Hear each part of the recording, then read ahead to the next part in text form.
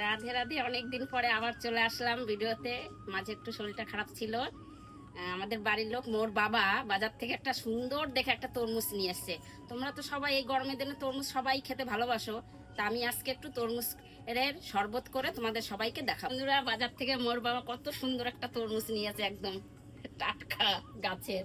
ঠিক আছে, আমার মেয়ে না তরমুজের শরবত খেতে খুব ভালোবাসে। আমাদের বাড়ির লোক সবাই খুব ভালোবাসে তরমুজ খেতে। আজকে এই তরমুজটা দিয়ে শরবত করে বানিয়ে দেখাবো তোমাদের সবাইকে, আর আমার মেয়েকে দেবো খেতে। তরমুজটা আমি এখন জলে ভালো করে সুন্দর করে ধুয়ে নেব।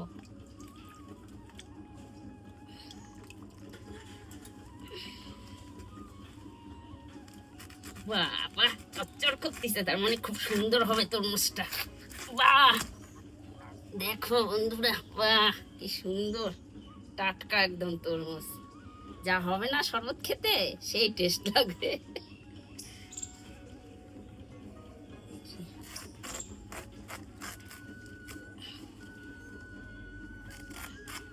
তরমুজটা আমি সুন্দর করে কেটে নেব।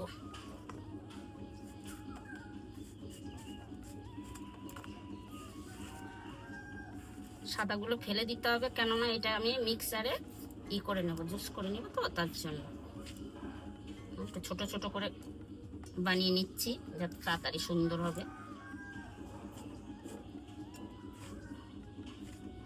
এর দিনে না দুপুরবেলা এই তরমুজের শরবত খেতে খুব স্বাদ লাগে গো।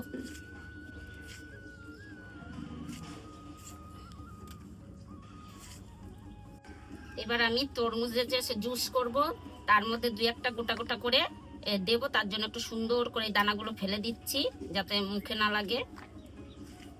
আর ছোট ছোট করে পিস পিস করে দেবো যাতে খাওয়ার সময় দুই একটা মুখে লাগে, ভাল লাগবে খেতে, স্বাদ লাগবে। আর আমি মিক্সারে এসে ঢেলে নিই। এবার ঘরের থেকে আমি এটা মিক্সারে জুস করে নিয়ে আসবো।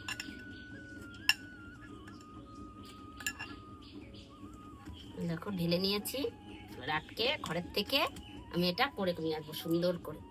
এই দেখো আমি করে নিয়ে এসেছি, এবার আমি ঢেলে দেবো। ছেঁকে নিলে এর মধ্যে ছিল তো, দানা ছিল, দানাগুলো আটকিয়ে যাবে। কি সুন্দর কালার হয়েছে।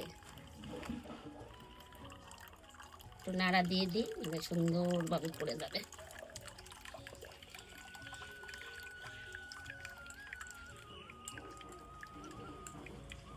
দেখো নেটের মধ্যে এই দানাগুলো আটকে আছে।